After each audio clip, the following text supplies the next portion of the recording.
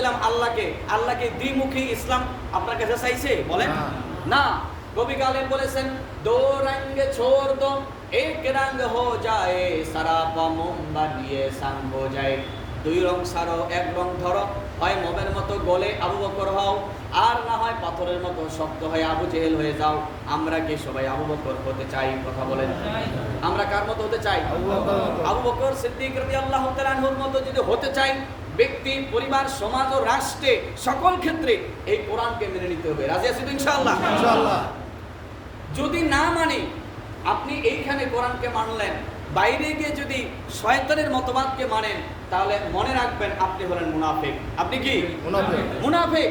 আব্দুল্লাহ ইবনে উবাই ইবনে সলুল যেরকম রাসূলুল্লাহর সঙ্গে একই দস্তরখানায় ইফতার করত, রাসূলুল্লাহর পিছনে নামাজ পড়তো, রাসূলুল্লাহ সাল্লাল্লাহু আলাইহি ওয়াসাল্লামের সঙ্গে হজ করত, অথচ সেই লোকটা রাতের বেলায় আবু জেহেলের কাছে গিয়ে মিটিং করে কিভাবে মুহাম্মদ সাল্লাল্লাহু আলাইহি ওয়াসাল্লামের ইসলামী রাজনীতিকে বন্ধ করা যায় সে আইন পাস করার জন্য চেষ্টা করত।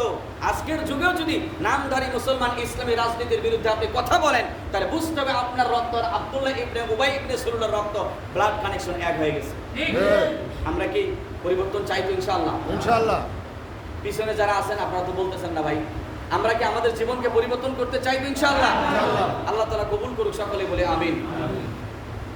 হযরতে সাহাল ইবনে আব্দুল্লাহ বললেন, আন নাজাতু ফি সালাসা